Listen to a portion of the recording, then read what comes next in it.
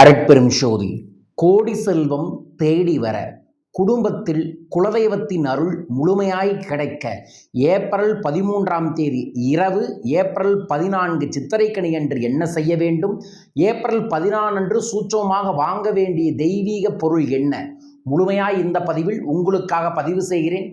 தமிழ் புத்தாண்டு அப்படின்னு கமெண்ட் பாக்ஸில் மென்ஷன் பண்ணி லைக் பண்ணி ஷேர் பண்ணி சப்ஸ்கிரைப் பண்ணிட்டு இந்த பதிவை பாருங்கள். உலகிலேயே மனதை செல்வ செழிப்பாக்கி அகத்தையும் புறத்தையும் செல்வ செழிப்பாக உருவாக்கக்கூடிய ஒரு சூட்சமமான வழிபாடு என்றால் அது நம் தமிழர் வழிபாடுதான். அந்த தமிழர்களுக்கான அற்புதமான தெய்வீகமான புத்தாண்டு பாராபர ஆண்டு 40வது தமிழ் ஆண்டாக வருகிறது. வரும் ஏப்ரல் 14 13 மாலையே அன்று பங்குனியோட கடைசி நாள் திசை சுற்றி போடக்கூடிய வழிமுறையை ஆல்ரெடி நேற்றே ஒரு பதிவில் போட்டிருக்கேன். அந்த பரிகாரத்தை கண்டிப்பாக செய்யுங்க.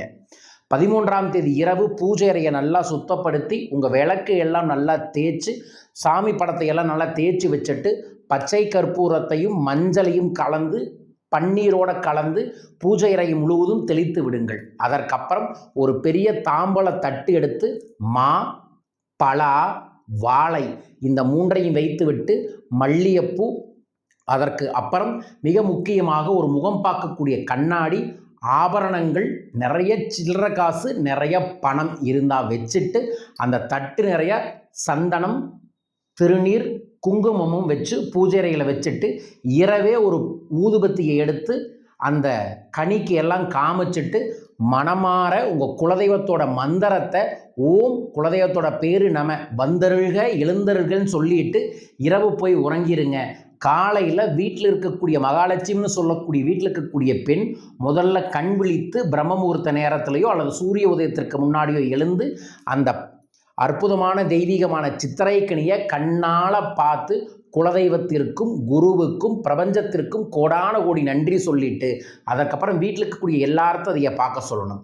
அதற்கு அப்புறம் தலைக்கு குளித்து விட்டு பூஜை அறையில் குத்து விளக்கு ஏற்றி நீங்கள் அருட்பெரும் ஜோதி அருட்பெரும் ஜோதி தனிப்பெரும் கருணை அருட்பெரும் ஜோதி என்கின்ற மந்திரத்தை 5 முறை சொல்லிட்டு ஓம் உங்களோட குலதெய்வத்தோட பேரு நம ஒரு 51 முறை சொல்லிட்டு அதற்கப்புறம் மகாலட்சுமி அஷ்டகத்தையும் கனகதார சூஸ்திரத்தையும் குரலை உயர்த்தி சொல்லி வீடு முழுவதும் சாம்பிராணி போடுங்க. அதற்கு முன்னாடியே உங்கள் வீட்டு வாசலில் ஒரு பூக்கோளமும் தாமரை வடிவத்தில் போடுறது ரொம்ப நல்லது. வீட்டோட என்ட்ரன்ஸ் நிலவில் கண்டிப்பாக இலை கட்டி அதில் பெருசாக மஞ்சளும் குங்குமமும் வைத்து விட்டு இந்த வழிபாட்டு செய்யுங்க. மாலை நேரத்தில் உங்களோட குலதெய்வத்தை ஆகர்ஷணப்படுத்தக்கூடிய ஒரு கும்ப பூஜையை செய்யலாம். அல்லது காலையிலேயே ஒரு தட்டு நிறைய பச்சரிசியை பரப்பி சென்டரில் ஒரு பெரிய கும்பத்தை வச்சு அதில் தண்ணீர் பன்னீர் எலுமிச்சம்பழமெல்லாம் ஏலக்காய் பச்சை கற்பூரம் போட்டுட்டு அதற்கு மேலே ஒரு முழு தேங்காயை மஞ்சள் தேய்ச்சி ஒரு பெரிய குங்குமம் வச்சு அதற்கு முன்னாடி உங்கள் குடும்பத்தில் இருக்கிறவங்களோட பேரில் மனமாற ஒவ்வொரு ரூபா காணிக்க குலதெய்வத்திற்கு எடுத்து வச்சுட்டு அந்த கும்பத்துக்கும் பூஜை செய்து கற்பூரமாரத்தை காமிச்சதுக்கப்புறம் அந்த கும்ப தீர்த்தத்தை வீடு முழுவதும் தெளித்து விடுங்கள். அந்த தேங்காயை வீட்டோட நிலவில் கட்டி வையுங்க. இதைய யார் ஒருவர் வரும் சித்திரைக்கனி என்று செய்கிறார்களோ அந்த நாள் முதல் அவங்களோட வாழ்க்கையில் மன ரீதியாகவே செல்வ செழிப்பு ஏற்படும். மனம் செல்வ செழிப்பானால் வாழ்வும் செல்வ செழிப்பு ஏற்படும். இந்த எளிய சூட்சமமான பரிகாரத்தை செஞ்சுட்டு அந்த கனியில் என்னென்ன வச்சுருந்தீங்களோ அதை எல்லாம் கட் பண்ணி போட்டு தேன் ஊற்றி வீட்டில் இருக்கக்கூடிய எல்லாத்துக்கும் கொடுங்க. அன்றைய தினத்தில் குருமார்கள்கிட்ட ஆசீர்வாதம் வாங்குவதும் உங்கள் வீட்டில் இருக்கக்கூடிய பெரியவங்ககிட்ட ஆசீர்வாதம் வாங்குறதும் ரொம்ப ரொம்ப நல்லது. முடிஞ்சவங்க அன்னைக்கு பறவைகளுக்கெல்லாம் உணவு போடுங்க, அன்னதானம் பண்ணுங்க. அற்புதங்கள் ஏற்படும். உங்கள் வாழ்விலும் அற்புதங்கள் ஏற்பட நானும் பிரார்த்திக்கின்றேன்.